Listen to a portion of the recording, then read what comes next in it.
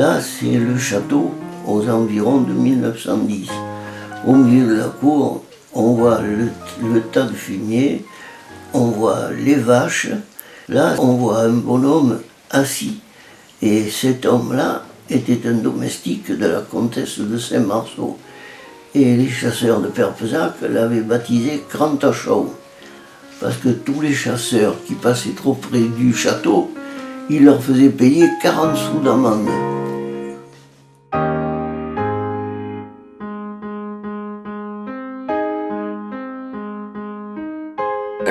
La comtesse sortait jamais, c'était un mystère cette comtesse au château. La comtesse de Saint-Marceau, c'était. Moi j'en avais le fou, c'était terrible, je l'ai jamais vu. C'était une sorcière, mon enfant me faisait peur avec elle. Je crois qu'elle habitait toute seule au château. Je sais pas, mais c'était pas la vie de château, c'était la misère, je pense.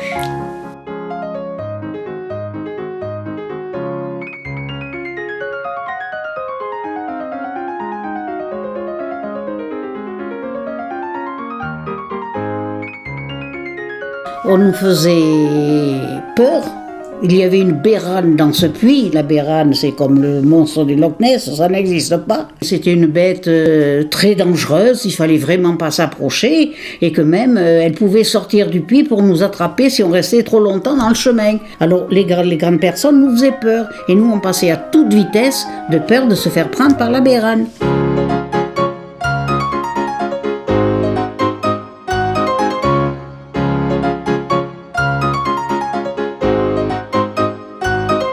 C'était chez Dasper, ça. C'était un relais de poste. Un relais de poste, donc c'était, à l'époque, c'était avec des chevaux, je pense, les diligences. Qu'est-ce qu'il y avait comme inscription, vous vous en rappelez?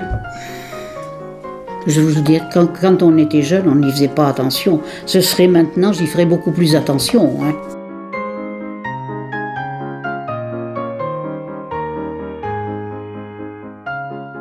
Aquí, qui garra de Perpéja, vers Diojno-chez-Vintochin. Il y avait derrière la gare un wagon et devant, sur le bord de la route, il y avait la locomobile d'Erpaï-Boudi où il y a un zing qui faisait virer la voiture et la chaise.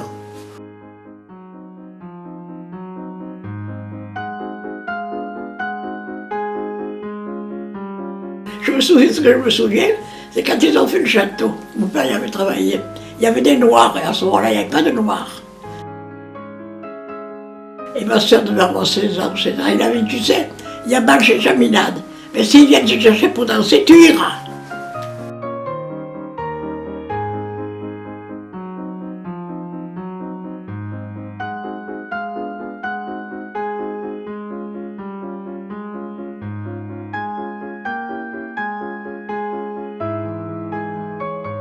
Vous avez une descente là. C'était la première boulangerie Chapelle. Les gens pétrissaient leur pain et ils allaient faire cuire le pain dans ce four. Ils portaient et les tourtes de pain et le fagot. Et alors la boulangerie de l'heure actuelle donc, a été construite dans les années entre 1900 et 1910. Au ménage, je devais avoir 12 ans, 13 ans peut-être. J'allais chercher du vinaigre chez le monsieur qui habitait là.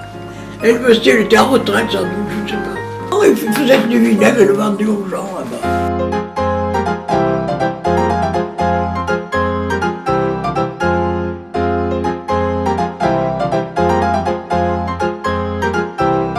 Mon père, il avait donc installé une pompe à essence devant le magasin. Quand la cuve à essence a été creusée, je me souviens qu'on avait extrait des squelettes, des crânes, des membres. Enfin, c'était un ancien cimetière. Comme dans tous les villages, l'église était entourée d'un cimetière et voilà. On habitait près de l'église. C'était une maison très ancienne qui avait 3 caves superposées. Et donc, mes parents, puisque ma mère était aussi médecin, pendant la guerre, soignaient les blessés dans la cave. Et même il y avait une jeune fille qui travaillait à la maison et on l'avait fait rentrer dans sa famille de peur qu'elle parle parce que ça aurait été dramatique pour le sort de notre famille. Et il a par exemple soigné un fusillé à Dagna qui avait été fusillé avec 4 autres personnes. Et mon père est allé le soigner alors que c'était absolument interdit de toucher aux gens qu'on croyait morts d'ailleurs.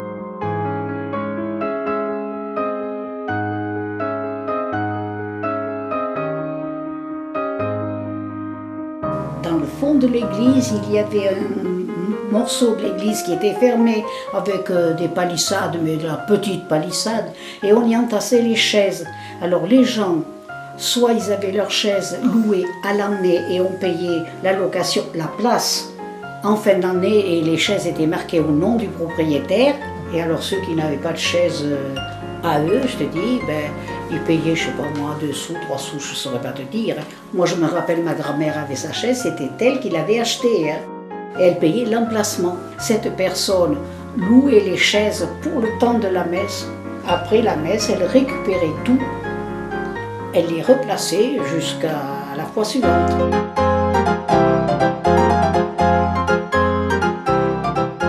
Ben, la mairie, il y avait le feu dans la cheminée et ça fumait. À l'époque, il y avait le Tino qui allumait le feu. Mais à l'époque où je te dis, je ne sais pas qui c'était pas lui, il était quelqu'un plus avant. Je ne sais pas, c'était pas M. Boudier, le père de Jean Boudier. Et ça fumait. Oh là là là là. Mais eh ben, la Marianne, à force, elle avait pris la fumée. Eh ben, je ne te dis pas comment je l'ai astiquée. J'ai astiqué de façon que ça n'enlève pas la peinture, mais j'y revenais à chaque coup, aller un petit peu aujourd'hui, pour astiquer la Marianne, qui était très belle. Oh, je l'ai en photo, je sais pas où elle est, mais je vais la chercher.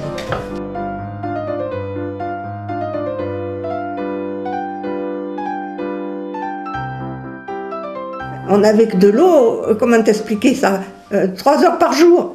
Alors, quand elle descendait de là-haut, il y avait des moments où il n'y avait pas d'eau à lavoir, il fallait les laver au Cluzel.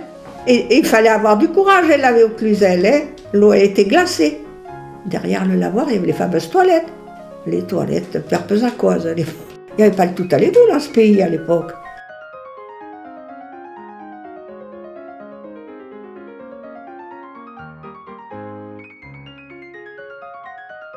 Parce qu'une autre fois, il y a eu autre chose. J'ai récité autre chose, mais au président de la République. Je crois que c'est Doubert. On l'a assassiné la semaine après. Ma mère avait fait une robe blanche.